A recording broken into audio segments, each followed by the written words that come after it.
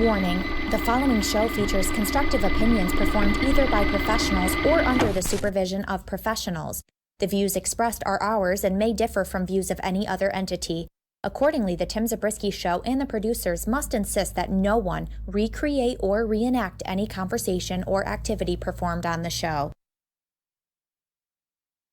Can't finish the show in just one sitting? No problem. Listen to this and I didn't past mess it up this episodes of time. the Tim Zabriskie Show on demand on all major podcasting networks, including Apple Podcast, Google Podcast, Spotify, and the iHeartRadio app. It's perfect for the ride home. Share this podcast. Oh, isn't that horrible? Isn't Was that you? that nasty? No, I would.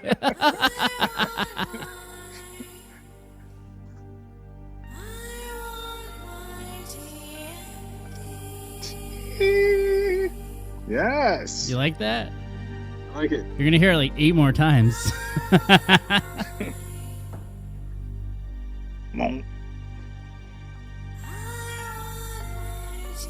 Kenny, drink them if you got them. It's your birthday, bud. Ah, yes. Forever.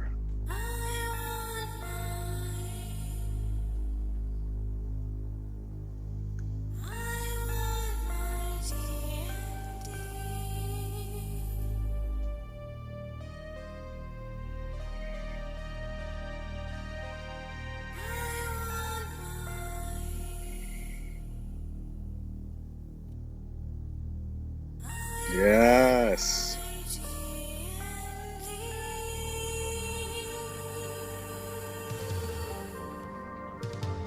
Oh, it's Rudy.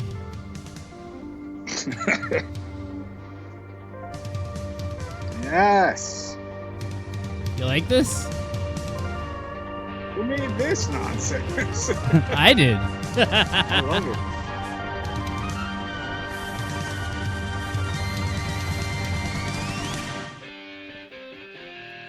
Oh, that's sweet. You actually cut that in there? Yeah. That's good.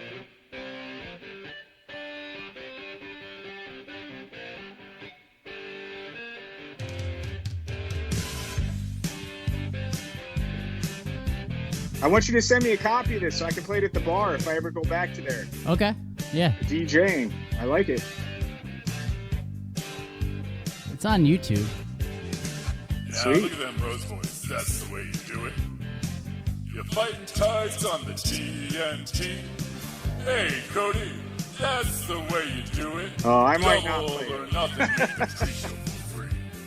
Sweet. Listen up, young bucks. That's the way you do it. Let me tell you, Nick Man ain't dumb. Maybe get a Jericho on your payroll.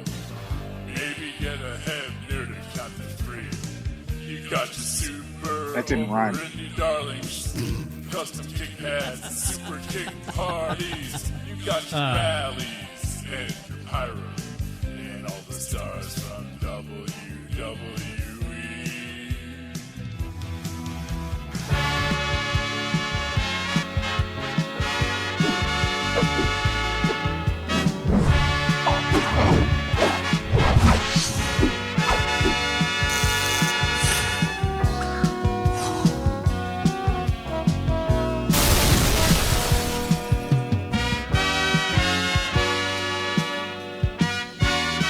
Oh, what's up, guys?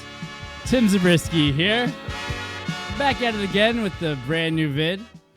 Very special edition of the Tim Zabriskie Show here. Going over all Elite Wrestling, Double or Nothing. Unfortunately, my normal co-host, Mr. Phil Stamper, has had a little bit of a health scare. So joining me today, special guest appearance, the man, the myth, the legend. I forgot to turn on my clapper, so we'll get the clap for you in a little while here, Kenny. But the Hall of Famer, the creator of the brand new COVID Con, and Mr. Kenny Casanova, everybody. Is it up? Is it up? Thank you. Thank you. Yeah, I came in right you. at the right time there. Thank Yeah. you. Kenny, how are you, my friend? I am very well. Thank you very much. And thank you for having me on the show. Finally, some true talent on the other side of the screen. Oh, yes. Oh, wow. That's not very nice. Coming in hot. Oh, man, he's shooting right out of the gate, everybody. But Yes. what's awesome, too, about today and the fact that Kenny is gracing us with his presence is that it is actually his birthday. Oh, and let's say hello to Rudy. Hi, Rudy. How are you today, Rudy? Rudy is Kenny's dog. Kenny's beautiful and wonderful dog that's hanging out with us. But the big thing here, Kenny, is that it's your birthday. We really appreciate you being here on the show with us, hanging out with us here today. Filling up the void that Phil left us. I know that he's not feeling well. Philly, we want you to get well very soon. But Kenny, I know it was very last minute that you decided that you were gonna join us on the air today. So I was able to reach out to some mutual friends of us, okay, and they decided that they wanted to leave you some very nice happy birthday wishes. So Kenny, this Me? one is for you, isn't it? It's very nice. Wow. Are you ready? Here All we right. go. Here. Yes. Surprise! Happy birthday! Hulk Hogan Yes. here, wishing you a very happy Hulkamania birthday. Stay young, my brother. What you gonna do? How you doing? This is James Celtic Warrior. Happy birthday to you, fella. Happy yeah. birthday and a big hug, and I hope to see you soon, okay? Have a great, great day with your family and friends and everyone who loves you. I wish you many, many more birthdays, more wishes, and lots more gifts. I love you. Wasn't that nice? He's signing the. I would thank you for all of the time and effort you put in to get me all those birthdays, but I know that one of those is fake. I know the Shakira is fake because I dumped her a few years ago. And since then, she has not returned any of my texts. Well, But nice try. It's stock footage. I mean, she did it for you a couple years ago when. Oh, maybe it's old. It might be an old one. Still that Hogan. She didn't do just that for me either. She did a whole heck of a lot more. Oh, wow. Well, my Fantastic. hips don't lie, brother. No, they don't need to. So, Kenny, here we are talking about All Elite Wrestling, okay? And everybody, just to let you know, the phone lines are open here, 518-350-4312. If you want to call into the show, let us know who you have for any of the matches that we're going to be covering here this beautiful Thursday evening. Kenny, All Elite Wrestling has been around for just about a year now. The show itself has been around since September, I would say, right? And you're a fan of the show, right? You watch the show and everything?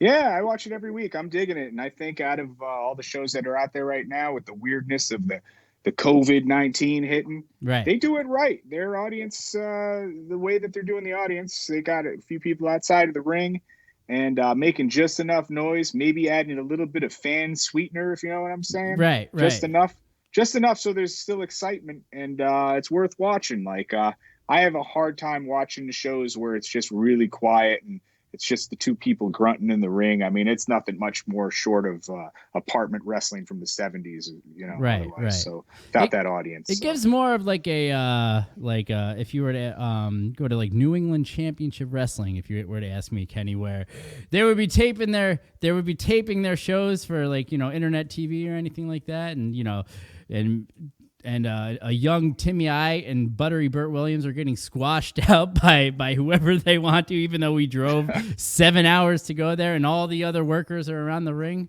Gives me that kind of vibe, you know what I mean? And it's fun. It's cool, you know what I mean? I think the funny thing, too, is when we're watching WWE and you're watching NXT or whatever, and even the pay-per-views now, Mania and Money in the Bank, they got nobody in the audience.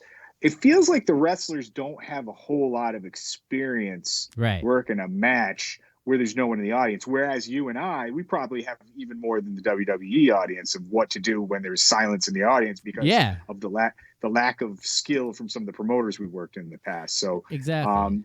Granted, you can tell which ones have worked those, 10 and 12 attendance type shows versus ones who haven't, because they seem to just do a little bit better than the homegrown guys. if you know what I mean. Exactly. Exactly. And speaking of which, starting us off probably on the pre-show here with a couple guys that are not any strangers to the indies. Best Friends versus Private Party here. Now, Kenny, do you know why this match? Is there a feud between these two tag teams? Let's see. So Best Friends versus Private Party. Best Friends is going to be Trent Beretta, even though he's not Trent Beretta anymore. And he's just Trent. I think he's just Trent, right? And Trent Chuck. question mark. Yeah, right? Trent question mark. Yeah. That's his way of getting away with any of that stuff. It's a and little they've got tongue-in-cheek. Orange Cassidy kind of as their manager, and I'll tell you about quick if we can talk about him. So first, I have to tell you my mindset. Usually, I go old school, and I love comedy and crazy stuff. Yes. But whenever I did a spot, I never liked spots that had comedy spots where it looked like the other guy was in on the joke. It needed to at least be realistic. So when you have these days, like, not to bury him, but like Joey Ryan's, flip spot he does. Yeah, with his schlong. Yeah, that.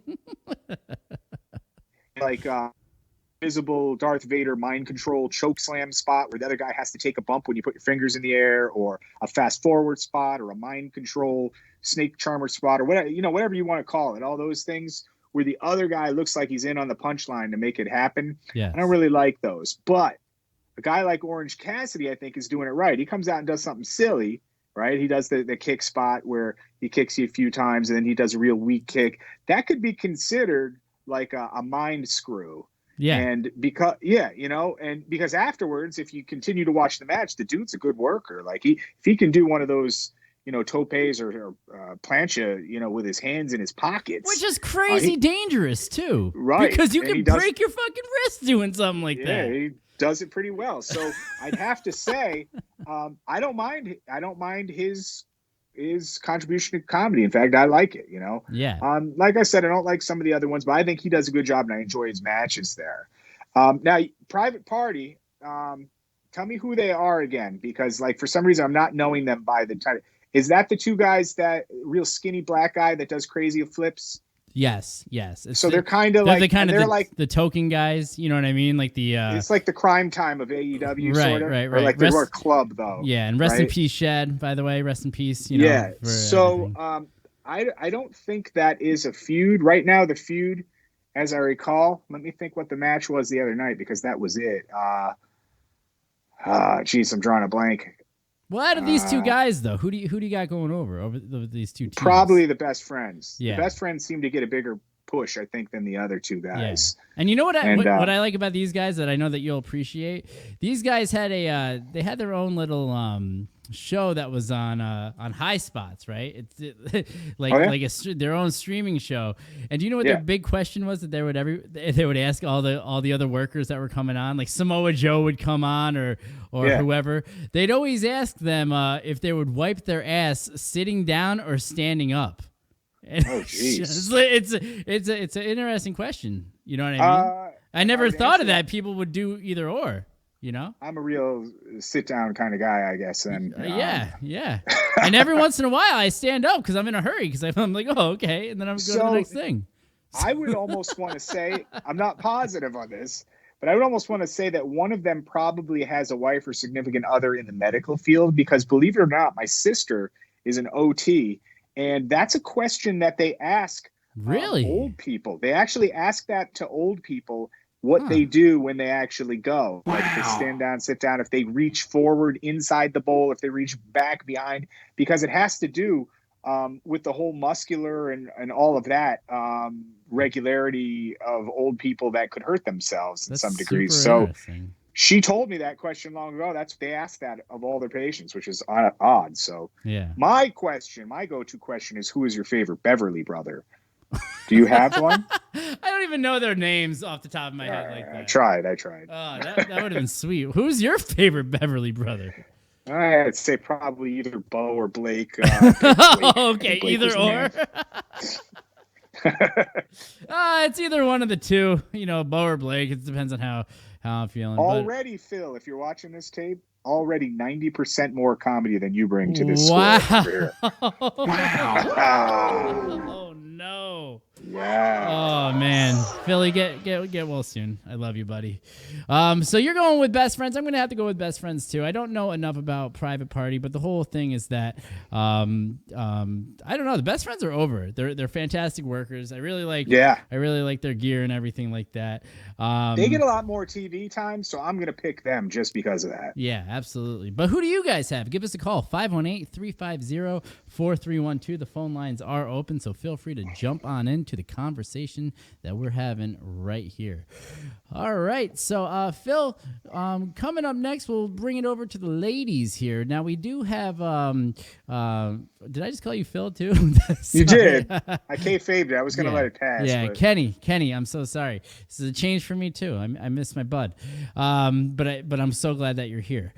Britt Baker versus Chris Statlander. Now, Britt Baker, she's got the whole really hot dentist gimmick, a lot better than Isaac Yankem. Am I right? So I guess so. Yeah. So and I'd rather have her pulling out one of my molars than him. Right. Exactly. Yeah. Who do you, and then we have Chris Statlander or Statlander. Who do you have with the two people? Like, I don't really know Chris Statlander a lot, so tell me more about. All right, so she's like an alien gimmick. Oh, and she's got I do know her. Couple little tattoos, but they don't look too crazy on her. She's not like an Undertaker looking chick. She's more colorful. She comes out and she's got this boop gimmick. So she takes her finger up. Where's my camera? Right here.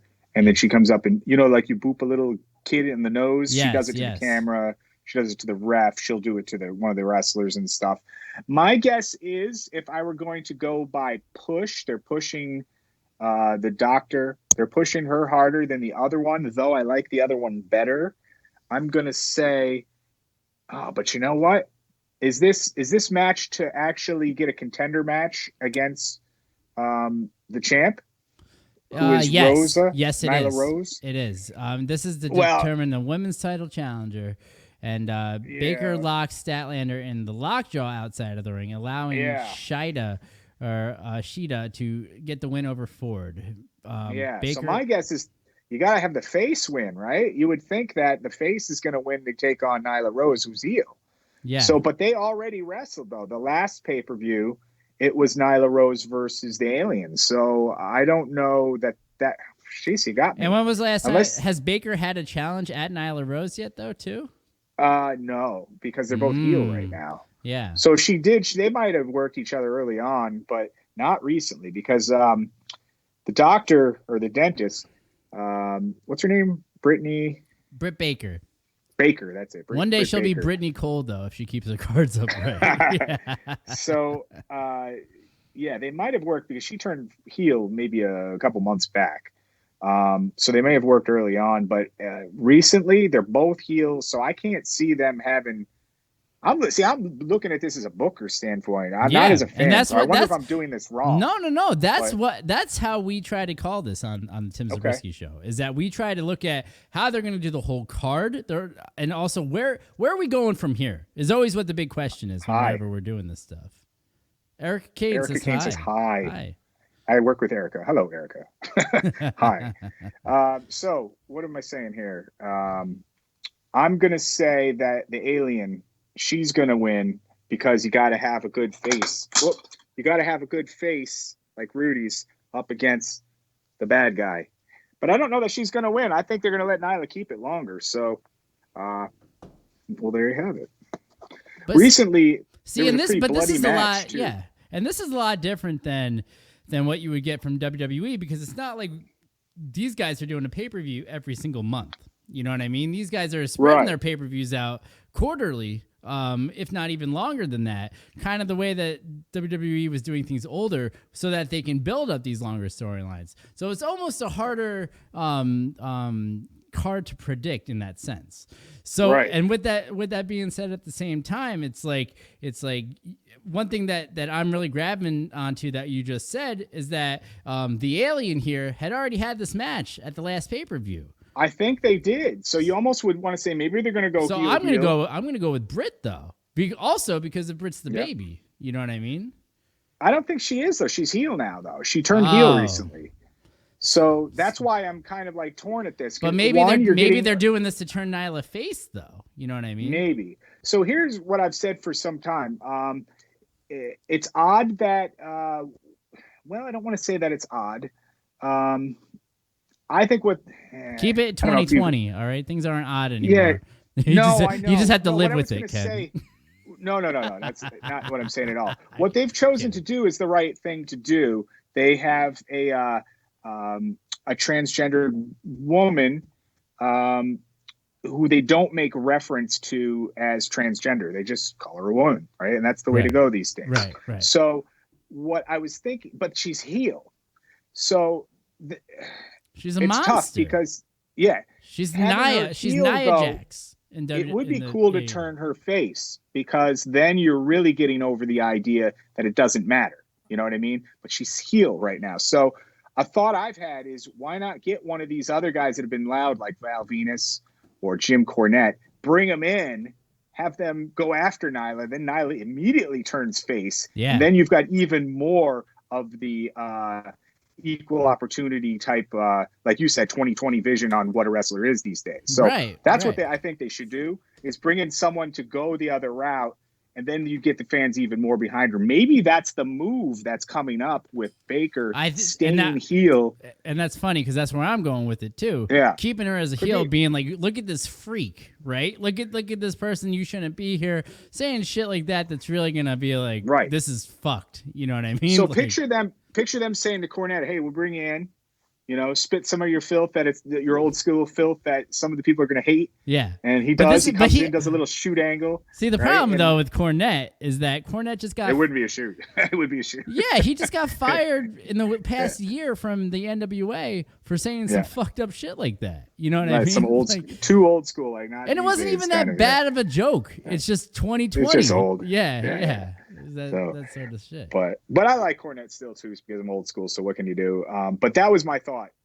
Is that you get someone to come in, they spit some kind of like hate, and then Nyla turns face. Everyone gets behind her. Now you got exactly what you want. So they could be headed that route, because Baker is hot. Just turned heel. She's a hot heel now. Yeah. She's a very But no, my point being is that she's very attractive. So her calling she's someone on top of the game. And her calling somebody like a freak like that, you know what I mean? Right. Is getting gonna, more heat. Yeah, exactly.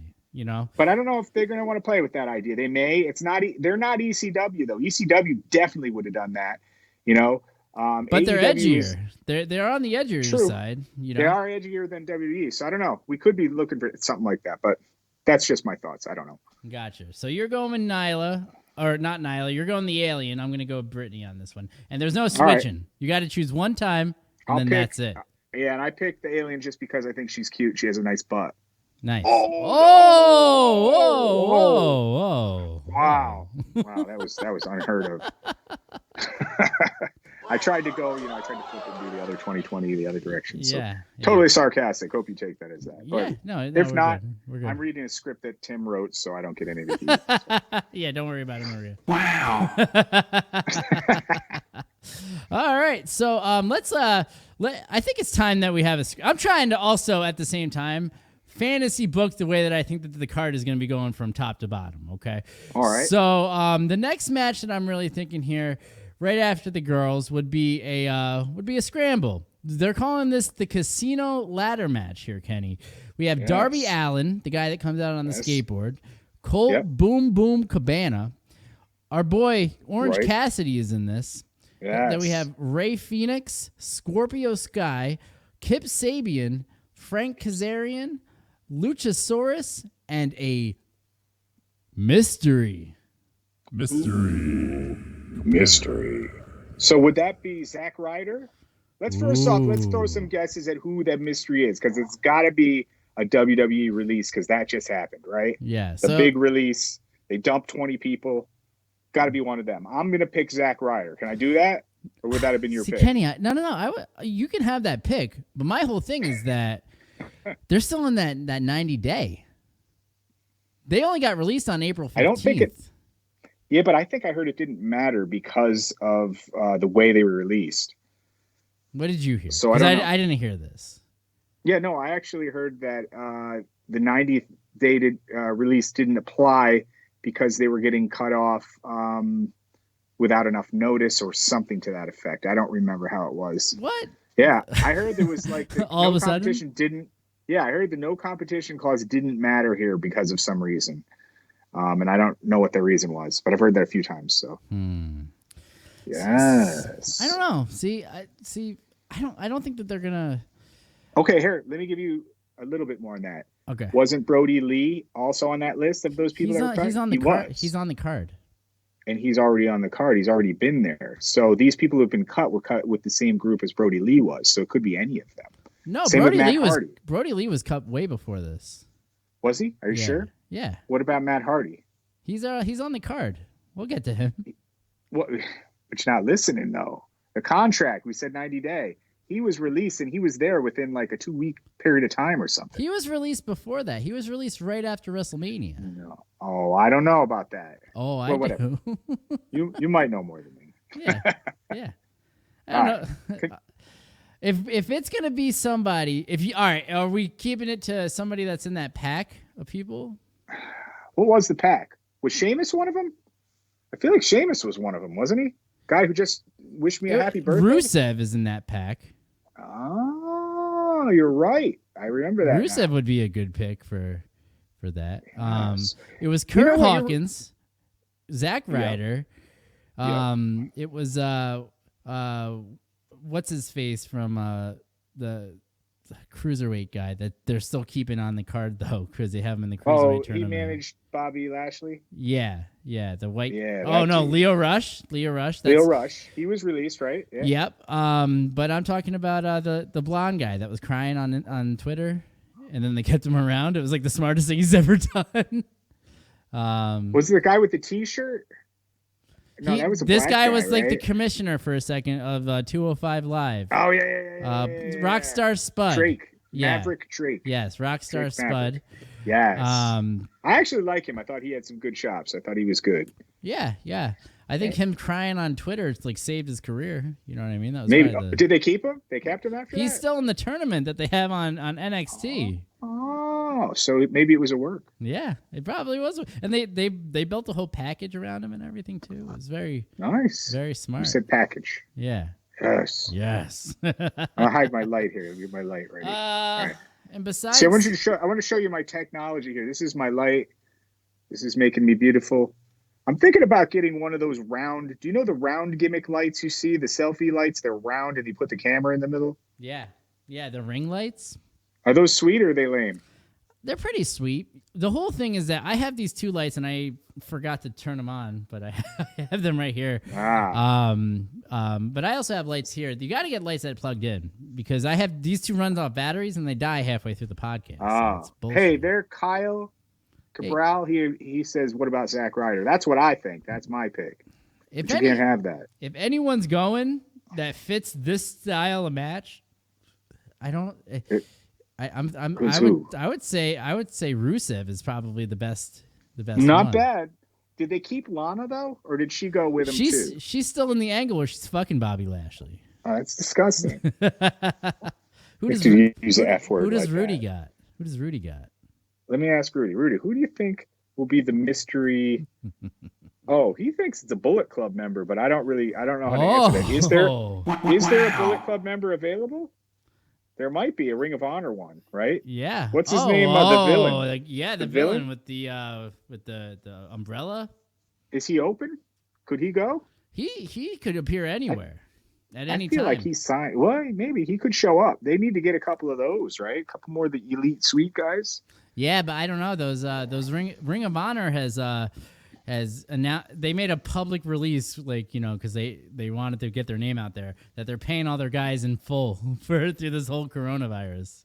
Even though they really? can't do shit. Okay. Yeah, they made a big deal. Yeah. So, all right. All right. So, out of all the people here that are in this match, and I'll read it off to you again. We got Darby Allin, Colt Cabana, Orange Cassidy, Ray Phoenix, Scorpio Sky, Kip Sabian, Frankie Kazarian, Luchasaurus, and the mystery person.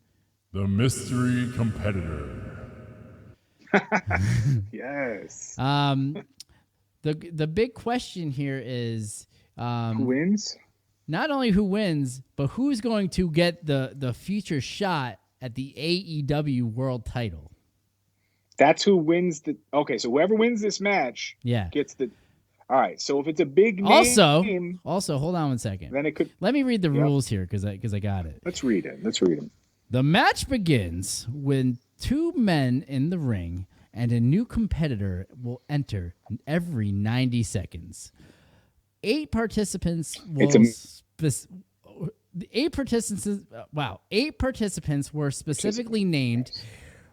While the 9th and final competitor will be revealed at the night of Double or Nothing. Okay, so basically we're taking all of Vince's best fucking shows that they have here and putting it into one match. Slam them all together. They're taking fucking the Royal Rumble. They're taking Money in the Bank, and then they're also taking that's about it, right? Well, probably they're also taking whoever the mystery guy is. Right? Yeah. From the WWE. They're also taking him, probably, whoever that is. So they're probably taking 3 elements. Did you lose me here? No, we're here. Ooh. You're good. It looked like it froze for a second. I refreshed it. That's what I did. Very refreshing. Yeah. Yeah, so we're taking a ladder match. We're taking the money in the bank. It's definitely just the Money in the Bank match, the Royal Rumble, and yes. It's basically just like, oh, fuck you. We'll take all of your best gimmicks of the year and put them into one match. Sounds good. See, like, what I don't get is, like, what if they just, what's stopping you from fucking bashing the first person in the head and running right up the ladder in 90 seconds, you know? That's the move. The move. Yeah. So who would you pick? That's another next question, right? Or am I rushing it? No, I mean, you're not rushing it, but who do you guys pick? If you feel free to call into the show if you want to, 518-350-4312. But if you ask me, I'm going to have to go with our boy that we were saying before. I'm going to go with Orange Cassidy here. Now, he's over. They need to get him to the next level. This is obviously going to be the move to help get him to the next level, and I think that it just makes sense for them to use him in that regard. Now, who do you have? Are you going to use Zack Ryder, your mystery guy, or are you going to pick one of these people that are in the match? Let's see. Size-wise, Luchasaurus has the advantage. He's got the reach, he's got the build, he's got the muscles, but he's pretty much a tag team competitor. So I don't know that they're going to push him into the spotlight for a heavyweight title. So I'm going to nix that. Most of the other guys are tag team competitors. There aren't really any single guys in there. Lance Archer's not in there, is he? He's not. No. Darby Allin is a pretty solid singles competitor, though, if you ask me. True. That's true. The title holder now is Dean Ambrose. This is for the Dean Ambrose title? Yes. Not Dean Ambrose. John Moxley. So that would say that a heel should win, probably. Okay. I'm thinking who. I bet you it's the mystery. I'm going to say it's the mystery guy. Okay. But I don't know who it is. Mystery guy could be Rusev. I don't know. Exactly. We don't know. It's a mystery. The thing is, though, if it is Rusev 2, are they going to repackage him? Is he going to still be some kind of Russian type Slavic guy? Will they give him a girl manager to talk for him? Will he have a manager? He probably needs a manager, right? Going back to mystery people, though, do you know who's been putting out packages on who has, in a sense, been very big on repackaging himself and everything, too, has been EC3. EC3 has been putting out all these promos here where he's like, he's not the same person anymore. He's not the 1%er anymore. It looked like he shaved his head. It looked like he was giving off like a really salty, Rocky sort of vibe. Yeah. So he could very well show up. Yeah. You know what I mean? He would actually fit very well into this match now that I'm thinking about it. I'm sure if it's Mystery Man 2, it's not just another person on the roster, because that wouldn't really be a good surprise. It wouldn't be good TV. So it's definitely a new guy. So are we looking at a WWE release, and those just happened recently? It's probably one of those guys that we listed off. It's got to be. The only reason that I'm staying away from doing any of that is because Cody was like, "No, we're not gonna be hiring all these people." You know what I mean? All these people that are getting let go and stuff like that. Right. It sucks for them, but he's not doing it. unless but he's a worker too. Right. So it's that's what this fun. That's what makes what we do here on the Tim Zabriskie Show fun. So you're gonna go with the mystery guy. Going with the mystery guy, whoever it is, and I'm going to say, and it's not fair. Going to be but I'm going to let you do it. It's going to be a heel. It's your birthday. It's going to be a heel guy. Yep. It's going to be a heel guy up against John Moxley, and the rest of the guys. It can't be Darby. Who else was in that group? I'm thinking it's not going to be like Sabian. Nah, it can't be Luchasaurus. It has to be a heel. Most of those guys aren't strong heel. It would be cool to be, like you said, Orange Cassidy, but I can't see him versus John Moxley. So I'm going with a mystery heel coming in. Okay. And that's a final answer. But yeah, all right. I'm done because I want to keep talking about this now because the whole thing is that it's like no matter who the mystery is, the mystery's not going to come in and not going to pop. You know what I mean? Yeah. Unless because there's no audience there. They'll smarten up the boys that are around the ring, and they're just like, you got to boo the shit out of him when he comes out. You know what I mean? Even the heels. Yeah. Exactly. Kyle's going with EC3 in the comments down below. All right. So not bad. So yeah, not bad. yeah. I think that and he's always been a fantastic heel. So all right. You don't think it could be Mantar? Is he still alive? Yeah, of course. In Saudi Arabia, he would be. If he was working for WWE. Yeah. Remember they tried to book all those Saudis out there? I'd have to say at some point with the amount of old timers they're using, Mantar will resurface in Saudi Arabia, and those guys will be sitting in their lazy boys watching them. Oh man, Lewis is going with Sting. Actually, Sting. He is a free agent. Correct. He's very rumored to be AEW bound, and he's supposedly healed. So could he? Oh, healed? You think he could show up as like the healed, Crow Sting? like his neck is like healed. All right. Healed. Because that would even more fit my form. That would be fucking awesome. A heel Sting out of nowhere after being off TV for 5 years? How do you pull that off? Well, he was healing in Impact, right, as a nut. Didn't they make him like a Joker Sting for a short time? Yeah. And he was working Jeff Hardy, I think. He's a copycat artist, man. It's nice. All right. Yeah. All right. All right. So, how many matches we got? 1, 2, 3. I like 4, that Sting. 5, 6, I like that. 7, 8, 9. All right, we're at 9. We've just done 3. So up next, a little bit of a filler match. We're gonna go with MJF versus Jungle Boy. The two have some history. They met in a 4-way match at Fyter Fest. They've been fighting each other, yeah. I mean, Jungle Boy. He's the son of which famous actor? Luke Perry, right? Is that correct? Yeah. Luke Perry. 90210. 90210. Yeah. I mean, I didn't very know. Sexy sideburns. I didn't know that was going to be a. I didn't know that was going to be a real push to sign him. I mean, I really could have used my mom was once on the radio sort of chops and maybe gotten a job too if that's what we're doing. Or Real World, right? That or Real World to get you a spot. Apparently. Fuck. MJF, who's a native of Long Island, has done very well for his career. Yes, and I think that he's done a fantastic job putting himself over. Clearly has the height, the weight, and the body and the physique advantage over the Jungle Boy here. But Mr. Ken, who do you have going over in this match here? Let's see. Didn't recently. MJF, he did the angle with Cody, and I almost feel like he came out on top because at the end he whipped the crap out of Cody. Remember that? Yeah. Oh yeah. That was vicious. Yep. And that was pretty good. I like that. I think because of that, if you go with the 50-50 booking, that he's going to lose, and then the Jungle Boy is going to get his comeuppance. Wow. And they also just had a match the other day. It was Marco Stunt, who's also part of that, versus MJF. So I'm going to guess that Jungle Boy is going to win this one. I'm going to just go by whose turn it is to win, if that makes sense. Man, I'm going to have to disagree with you here on it because just like Lewis is saying here in the comments, he's got to win. He's got to stay you think? Undefeated.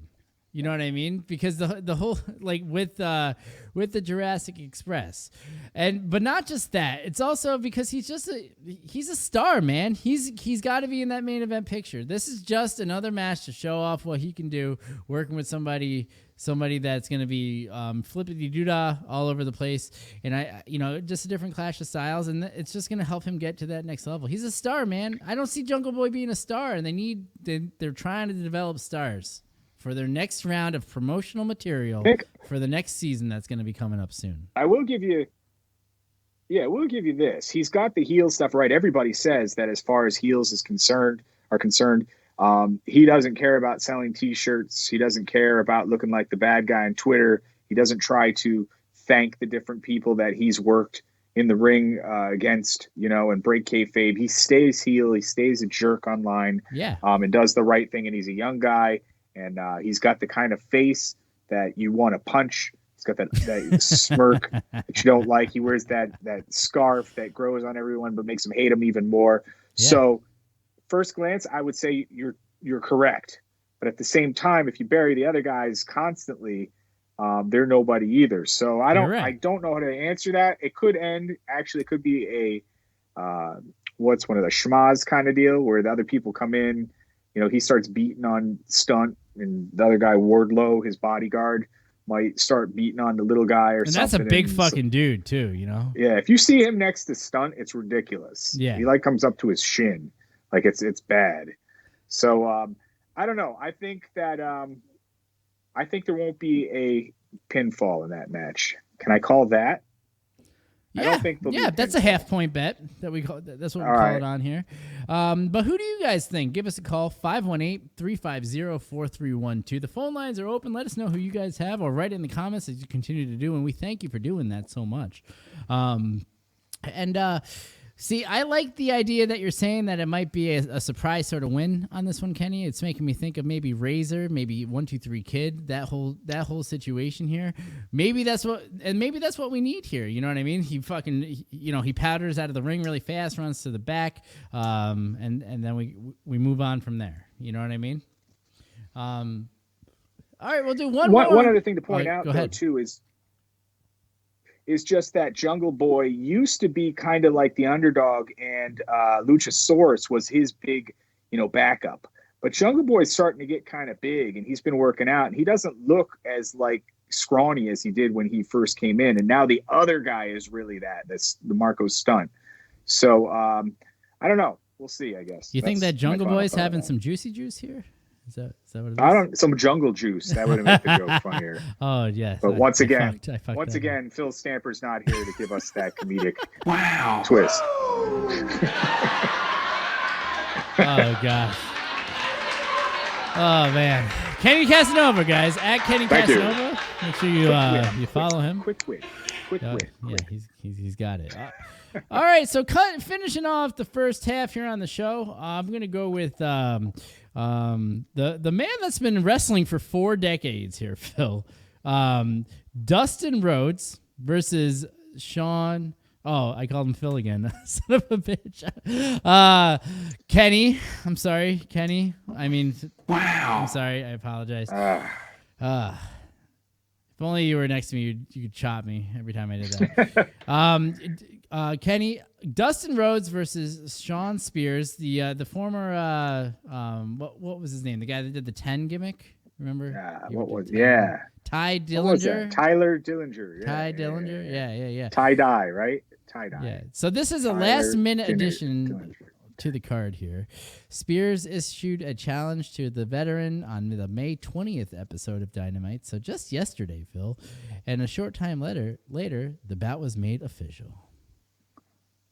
Wow. How many more, Kenny? How many more matches do you think we have out of the former Golden one here? I almost feel like I heard somewhere actually breaking up a little bit. Yeah, you're breaking up. Let's see if this is clearing up here. Yeah, you're coming a little blurry on my. If I'm losing you, should I shut off? Maybe I should shut off and come back in. Is that possible? We'll do it right after this. Tell me what you're going to say. Okay. I think Goldust is about done. and that he's going to pass the torch to this other guy who needs it. You think that this is going to be his last match on the show? Yeah, they kind of hinted at that. They did a quick spot on the last show where Ty Dillinger, whatever his name is now, Spears, right? Spears did a CNN update, and it was like set up like a newsroom, and he said that he just heard that this is Dustin's last match. So that's what I'm thinking. But if it is, you would also think that Dustin wouldn't lose. So I'm still going to go with Spears to win. You're going to go with Spears to win on this one. I don't know. I feel like Dustin's time is coming up, but I don't think it's coming up against I don't think it's coming up against Sean Spears. That is, like, it doesn't equate for me. I know that what you're saying here, Sean Spears I kind of needs it. Lewis doesn't think that Sean Spears needs it, but but I don't know. I mean, I feel like his time is coming. Maybe we're gonna be dragging this out towards the end of the year with Dustin, where everyone's gonna try to put the old gunslinger down. But I don't think it's happening here. So I'm gonna go with Dustin here. You know what I mean? All right. Yeah. I think that I think that's gonna be the way to go on this one here. But we're gonna take a quick little break, and then we will be right back. Oh. Let me try that again. We're gonna take a quick little break, and then we will be right back. Maybe.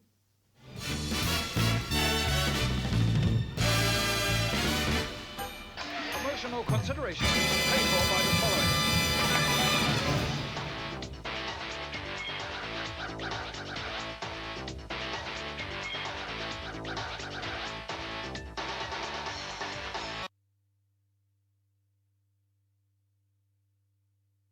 Can't finish the show in just one sitting? No problem. Listen to this and past episodes of The Tim Zabriskie Show on demand on all major podcasting networks, including Apple Podcasts, Google Podcasts, Spotify, and the iHeartRadio app.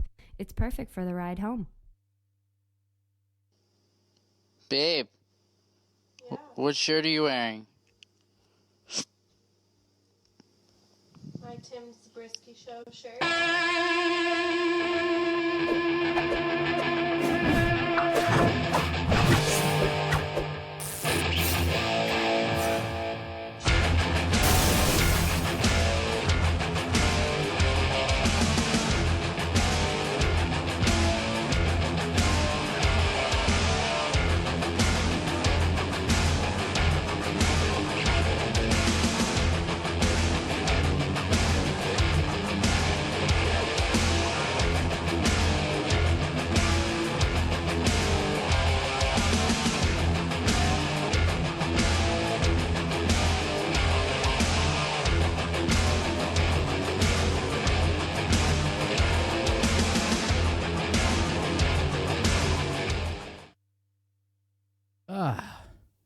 Oh, yeah. Welcome back to the show. Kenny. Yes. Tim Zabriskie Show shirts. Do you know how much they are? $10. $10. And do you know why? And we'll ship anywhere. Did you know why? No, I don't know why. Because they're paying for it. Isn't that great? Wow. Oh, very nice. Not bad, right? Shoot me a direct message wherever you're watching this video, YouTube, Facebook, Twitter, if you're interested in one of the old Tim Zabriskie Show shirts. I got a bunch left here. And yes. Joining us this time is the one, the only, the Hall of Famer, the co-author of many of the famous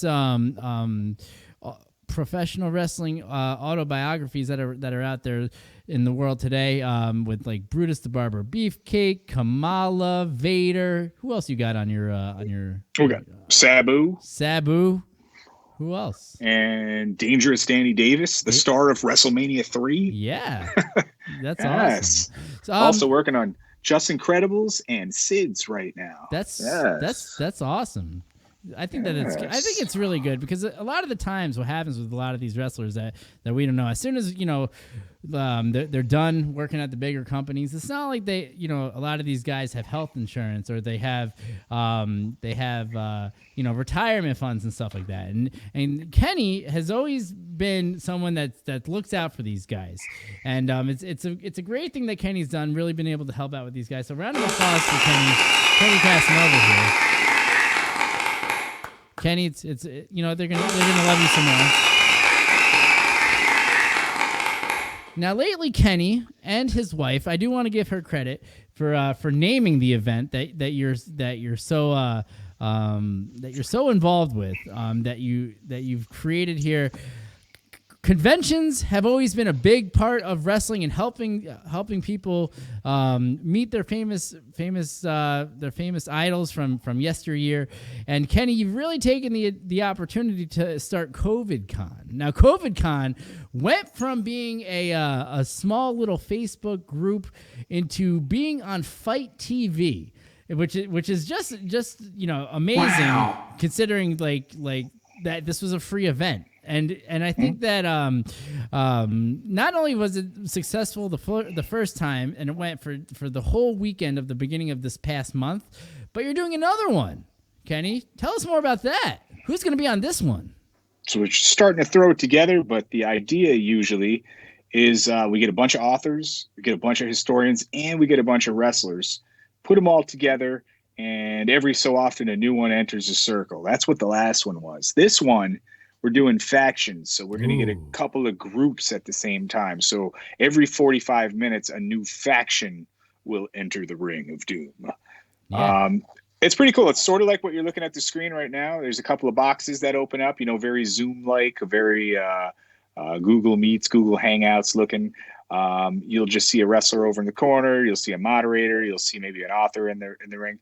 And then we'll have down on the bottom, there'll be questions from the audience, sort of like we're seeing now from Kyle and Lewis and some of these other guys writing stuff into the bottom. Right. But it takes up the full screen, and the moderator is actually sorting through questions and finding the best ones that apply, and dishing them out to the wrestlers. So it's very interactive. We're all about the Q&A more so than personality. Like when you and I are talking right now and we're coming up with ideas of who's going to win a match, it's not opinion based. It's not personality with the moderator, the person asking the questions.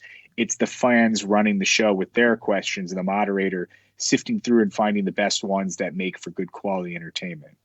So that's the difference. Oh, it sounds fantastic. I mean, it's fun.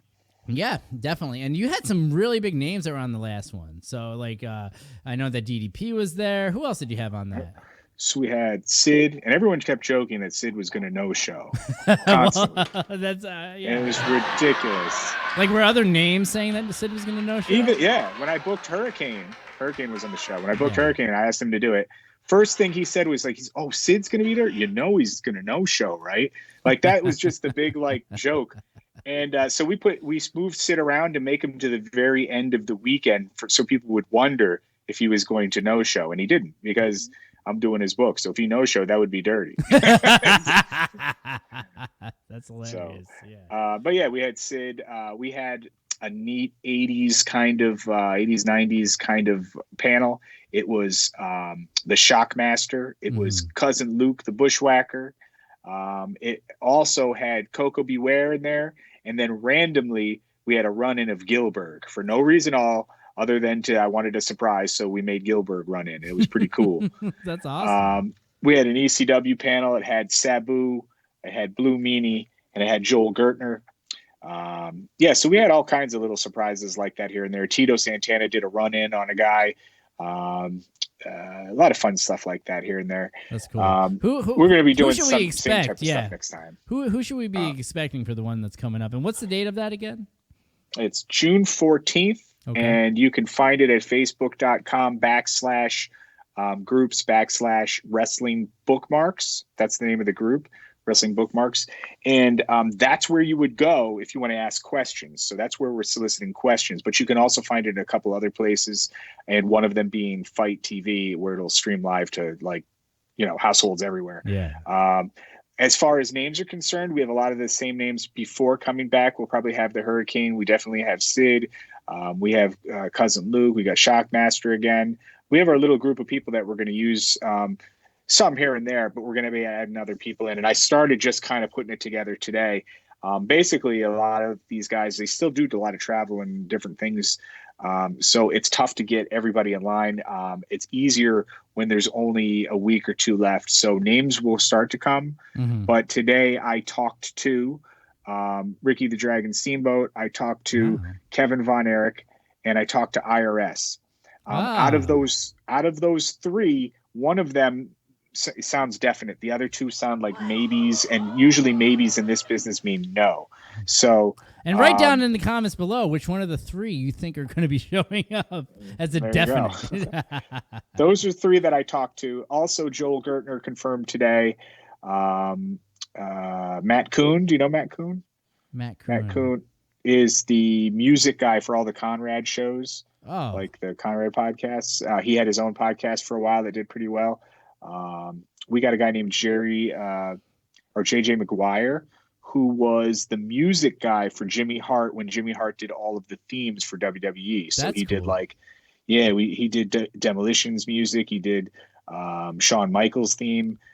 is he still writing tunes? I'll pay him to write me a tune. Probably, but actually Matt Kuhn would be the guy. He's the new guy that does a lot of the current guys' themes. So yeah.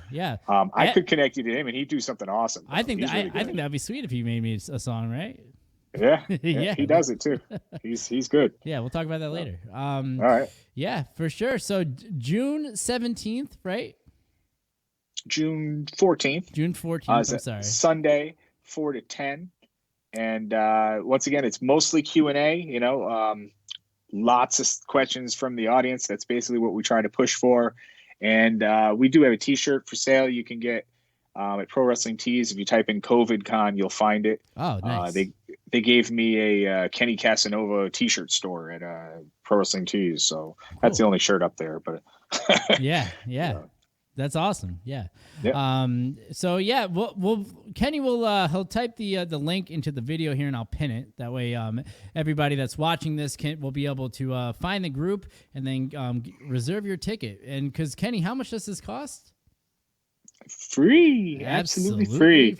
Yeah. In fact, if you go to Fight TV, all you got to do is register with them, and I encourage people to do that anyhow, because you don't have to buy their stream, their pay-per-view events. I don't know if you've used this platform before. Mm-hmm. Basically, you give them your email, and you can pay for credit that you want to see. If you join their newsletter, they'll throw you $10, and it can be $10 off toward an AEW pay-per-view, like we're going to see on Saturday. So it's pretty cool. All you'd have to do is give them your email, and you can type in COVID Con, and you can watch the 24 hours of programming or more that we had there at the beginning of May. Nice. So. Cool. So, speaking of AEW Double or Nothing, the phone lines are still open here if you still wanted to call into the show. 518-350-4312. As we start to go into the Stadium Stampede here, Mr. Kenny, Matt Hardy and his two friends, the Elite, versus the Inner Circle. So let's talk about Matt Hardy and the Elite. This is not the first time that these guys have had any sort of interaction with each other. These guys have known each other for a little while here. And then the Inner Circle, the Chris Jericho gang here. Now, what's the whole backstory here, Kenny? What do we got going on here? I'm going to fix that. Hopefully you can hear me. I look like I froze, I hear though. you. Did I freeze? We hear you. What's happened here? I have some horrible... I'm back a little bit. I have some horrible connection here tonight, and I've got two different Wi-Fi's available at my disposal, and neither seem to be doing a good job, so sorry. It's okay. I'm going to pick Hardy. He's a fresher face. I know the move is to make the Inner Circle guys, the young guys coming up, but I'm going to pick Hardy's group just because it's Hardy. And he got his Vanguard 1 dismantled at the hands of the Inner Circle. They beat the crap out of his droid, so his drone, I mean. And my also prediction is that Shockwave the robot will show up and replace Vanguard 1 and become Vanguard 2. That's my prediction. Wow. Yes. That'd be crazy, right? Watch for that. According to the backstory here on the CBSSports.com, they're saying prior to the coronavirus pandemics, these two factions were scheduled to battle in a blood or guts match on an episode of Dynamite in Newark, New Jersey, which would have been AEW's spin on the traditional War Games match. Well, these groups will finally clash in the first ever Stadium Stampede, which should be interesting to watch unfold inside the confines of TIAA Bank Field. Now, what's interesting about this is that we know with the other sort of cinematic movies that Matt Hardy is known for, that he's got a very creative mind. He's got a very creative sense. The compound matches, what were those called? Where he the deletion, right? Yes, deletion, yes, the ultimate deletion, final deletion, yeah. All of those sorts of things. So what it sounds like to me here is that we're going to be getting something very similar to that. Now, this could be a rebuttal to the Boneyard match from WrestleMania. You know what I mean? To try to say, oh, you're going to take my style of cinematography. Well, I'm going to fucking show you how it's done. You know what I mean? Because that was all Matt Hardy. He was the first one that really did all of that stuff. Yeah, him and Jeremy Borash was kind of the director, from what I understand. Yes. So hand in hand, those two did it. Now, Jeremy Borash is backstage at WWE, and I think between him and Bruce Pritchard, that's where you're seeing some of the new cinematic stuff. Yeah, which is really smart for everybody to be doing. With Bray Wyatt, it was. What was the Bray Wyatt thing called? It was the House of Horrors or something like that. Pee-wee's Playhouse, kind of. Right? That thing, yeah. But anyways, Bruce Pritchard did that one. Oh, okay. That was his. And I think the other one was Jeremy Borash, as I understand. Well, then by the way, Bruce Pritchard is another one of my book projects, and that'll be out a long time from now because he's got his hands full with COVID-Con, but we already have 250 pages written, so we're more than halfway done with it. Wow. We just put it on hold. We put it on hold because of the COVID-Con, so we're going to revisit it after he's a little less busy. That's a guy that I think has really been able to reinvent himself with the internet and with podcasts coming back and everything like that. You know what I mean? Like that. It's incredible. Very, very big kudos to him. But getting back to this here, Inner Circle versus Matt Hardy and the Elite. Yes. I don't know. What if this turns into a situation that Matt Hardy and the Elite weren't as good of friends that Matt Hardy seems to think that they are? You know what I mean? What if it turns into I don't know, maybe the Elite finally deleting Matt Hardy or something to that nature. You know what I mean? And I don't know. Maybe this could turn them being heel. Maybe that could happen after the fact, but you know, there was some. I didn't see a lot of it, but there was definitely some pretty vicious things that were happening on the. Did I see? I'm pretty certain I saw one of them hit Kenny Omega with a bat in the gut, right on TV. Something like that, yeah. It was pretty messed up. Yeah, you know, it's funny because Kenny Omega, you know, was having all these 5-star matches about a year or so ago, but now he's kind of like just tag team, and he's not doing a whole lot of singles matches. I don't really know why that is. I don't know if he's injured, like my Wi-Fi seems to be, or if he's just choosing to, you know, do tag team right now or what have you. But at some point, he'll probably turn heel, I think, and come out. Like, they were teasing a Hangman. Was it Hangmeat Page? Is that his name? They were teasing a heel turn on the Hangmeat, and then he never turned. And I think they're going to do an Omega turn, and he'll be heel eventually. So he should. Could that happen here? Could happen here. You know, my favorite gimmick of him was when he was the cleaner. You know what I mean? Yeah. When he was doing that whole cleaner shtick, it was fucking money. You know what I mean?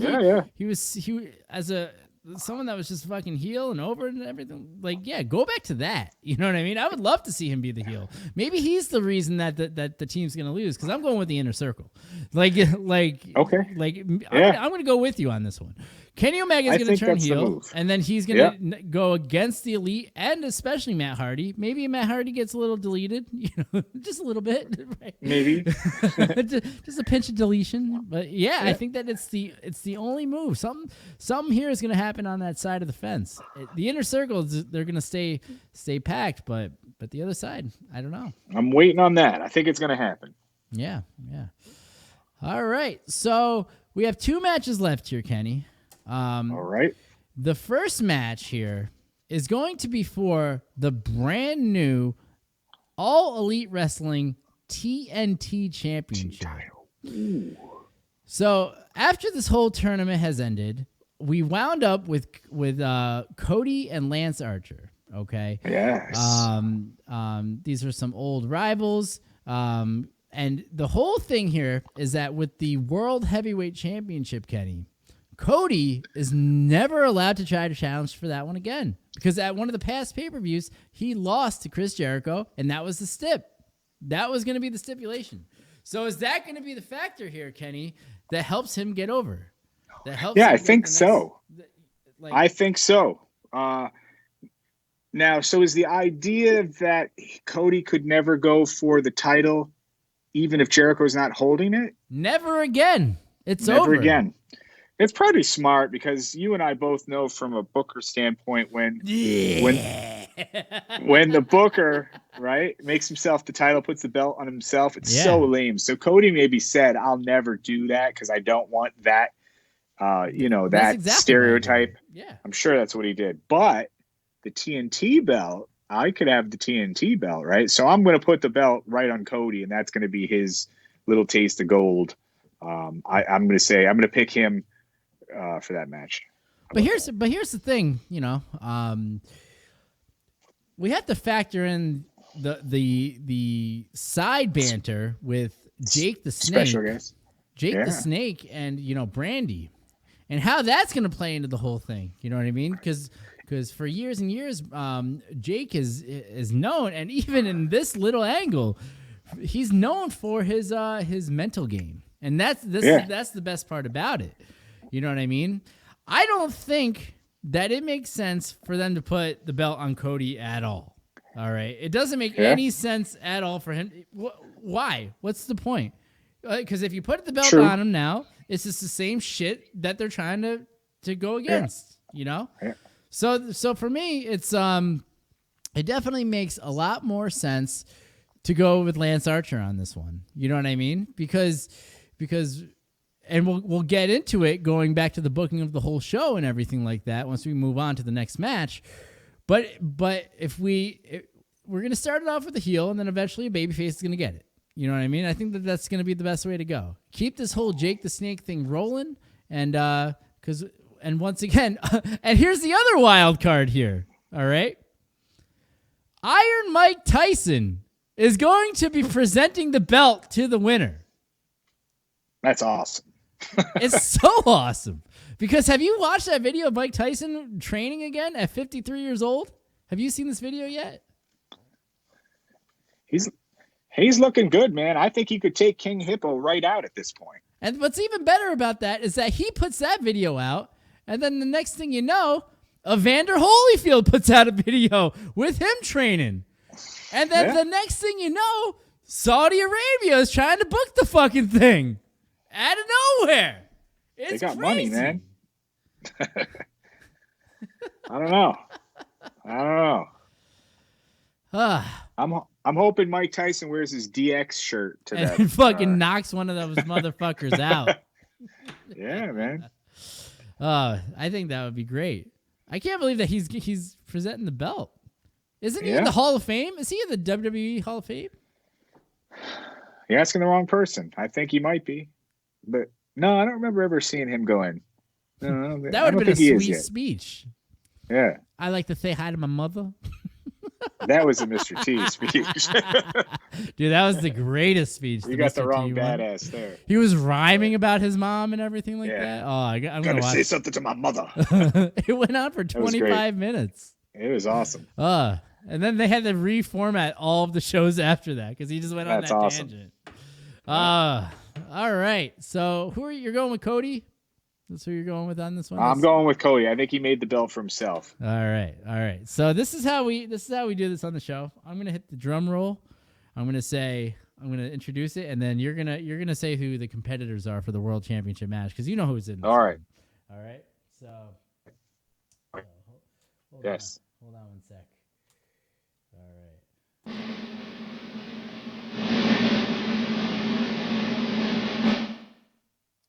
It's now time for the main event.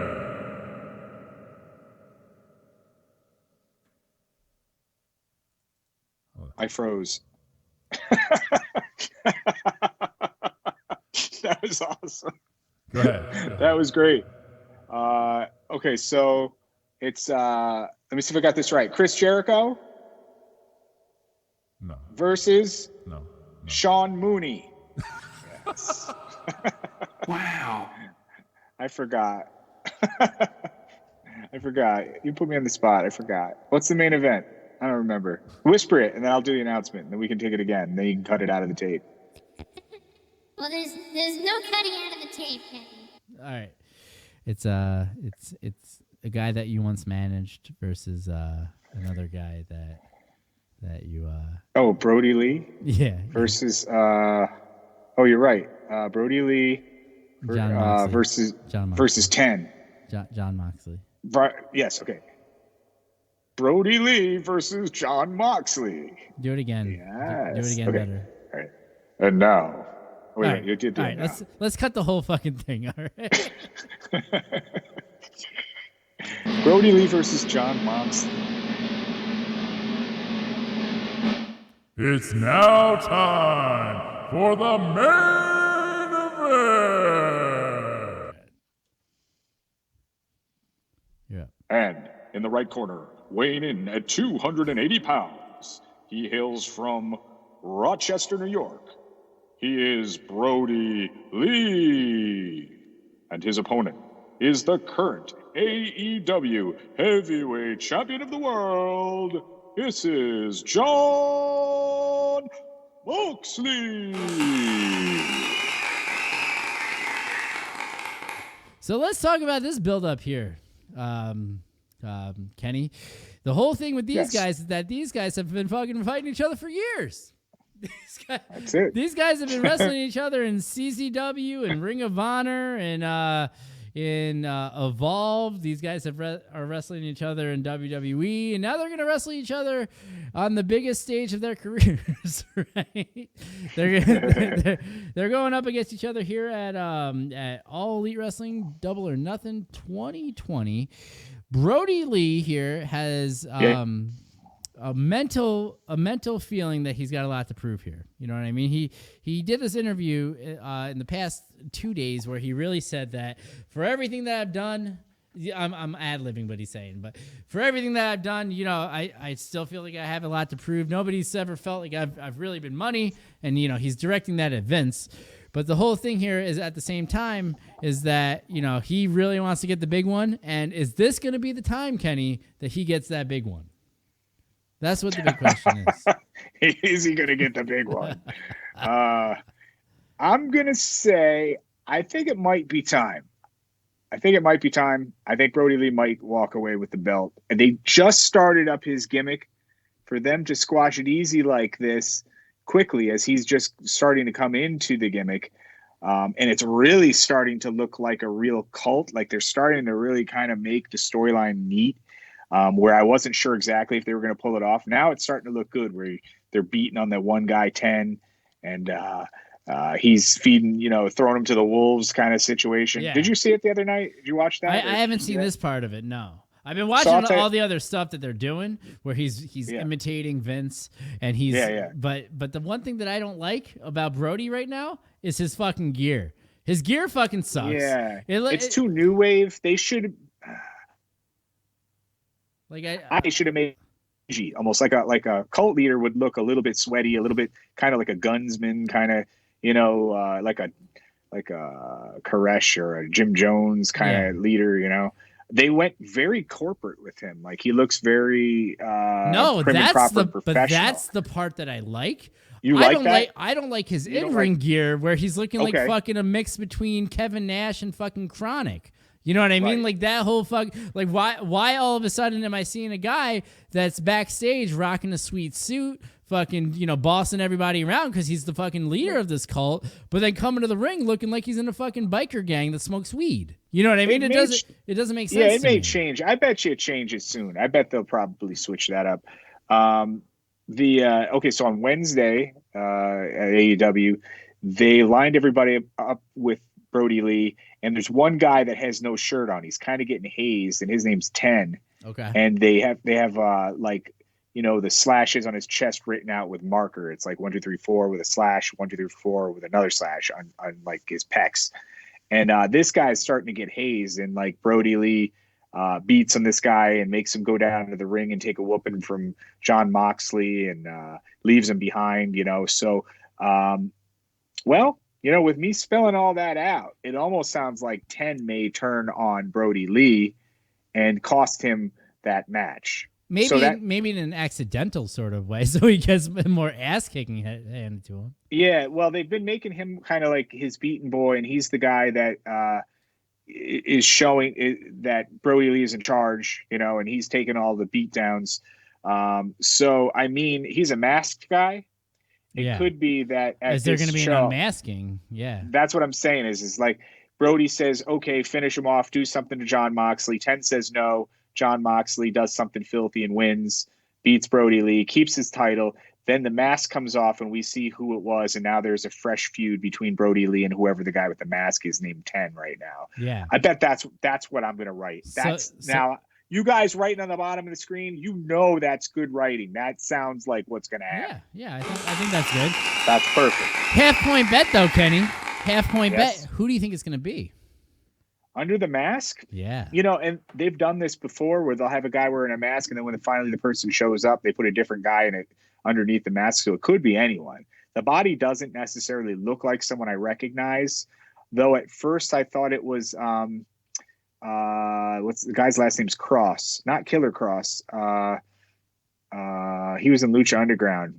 Did you watch any Lucha Underground? Yeah, not enough to know who you're going with here.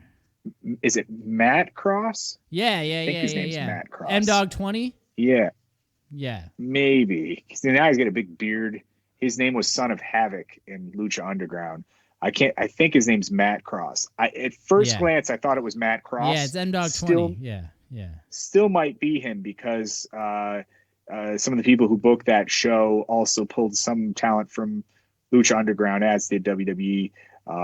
With some of the guys that they got there, like the Lucha Brothers and stuff like that. So it might be Matt Cross. I don't know. That's just a random, it sort of looks like him. But is that enough of a name value for what they're looking for here? I see what you're saying. He takes off the mask and it's not someone we recognize. Yeah. That's sort of like the early seasons of Masked Singer. It kind of sucked, but now they're finally getting some names. So yeah, somebody's re-fucking booking that. Thanks, Bruce. Yeah, so maybe Bruce maybe they're finally doing it. Yeah, I can figure it out. So, yeah, but that could be anyone. I mean, it really it could end up being that's Zack Ryder, another guy from WWE, and they're just not showing him right now. He doesn't have, Zack Ryder has this little like bullet shot looking thing on his chest. I don't know if you ever noticed. He's got like a round bullet hole looking scar. If you look for it close enough, you'll see it. Did he get like pec surgery or something? I'm not really. No, it's just a little like he's got a round scar. But the pec surgery thing makes me think of The Rock. The Rock, when he had that fucking shirt on for so long because he got the boob job. Yeah, but that was an $800 shirt, so it was worth wearing. Yeah, okay, and those are probably like fucking $1,000 Reebok pants that he was rocking too. Bullshit. So, but yeah, the point I'm trying to make is whatever the body is playing 10 right now. Come the pay-per-view, it could be a different guy totally under the hood. You know what I mean? And it could very well have that little round scar, and some giveaway is less given away by holding off until that night. Yeah, could be. That makes sense. Could be like Jay Lethal out of nowhere. Yeah. You know what I mean? Well, that's a different skin Okay. color altogether. Oh. But that'd be funny just to totally switch it up and like what they did with Blue Blazer. Remember with Blue Blazer, they had Coco Beware. Yeah, the one time. Yeah. But what was sweet about that was that Coco and Owen were in a tag team together. Yeah, so that makes sense, right? Yeah. I think here on this one, Kenny, I think I'm gonna have to end up going with. I really see Brody losing this one because they built him up as this monster, and I think that they're going to keep it on John Moxley here, to keep it on the face for a little while. It's the only. So do you think? Are you saying lost by pinfall or lost by like screw job because of the other disciple? That's my theory. He will lose also, but I think it's going to be the end of that 10 storyline. I'm going to back you up on this one here because I think that it makes sense to have a little dissension there to where Brody fucking murders this fucking kid, and then now he's even hungrier going after John Moxley moving forward from there. So I think that's really that'll move you to the next pay-per-view. That's going to make you want to watch on Wednesday, which is what it's all about at this point. So I mean, Kenny, thank you so much for hanging out with us. Tell us once again all the information on the next COVID con that you got coming up, unless you don't want to. If you're gonna check it out, go. If you're interested in watching the old ones, just go to Fight TV and type in COVID con, and you'll find it. You can also type in too, right? Oh yeah. So you can go to the group. It's Wrestling Bookmarks. That's the name. Wrestling Bookmarks is the banner for all of us authors that are trying to put something together to help other out, the authors writing books. If you want to check out my books, you can go to WOHW.com. My publishing label is Walking on Hot Waffles. As you all know, that's the only acronym WOHW has ever meant. Wow. And you can check out all my other stuff on all the platforms. Here at Facebook, I'm Kenny Casanova. On Twitter, I'm Kenny Casanova. On Instagram, I'm Kenny Casanova. I own the name first. There's a hip-hop guy who's calling himself that now. But, brother, that's gimmick infringement. I'm the real Kenny Casanova. You should sue That's right. Can we sue that guy? I don't know, man. He's so little that I just once in a while I get a Google update. Hey, your name was mentioned out here, and I look at it, and he's like rapping some rhymes about like mumble rap kind of garbage. But hey, man, I'm the original. So check out KennyCasanova.com, and you can find out stuff of my DJ work. You can find out stuff of my wrestling work, and you can find out stuff of my book work, my author stuff. Sweet. Groovy. Yes. All right. Well, Kenny, thank you so much for hanging out with us today. I really appreciate you for stepping in for Phil. Phil, I hope you get better soon, my friend. And to all of you, if I don't see you, catch me outside. How about that? Bye.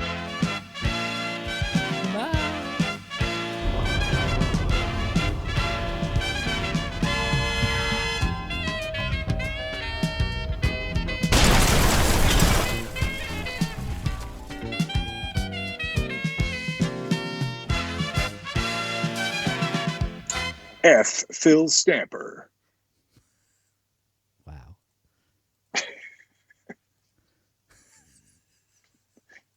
Come on, just sign off.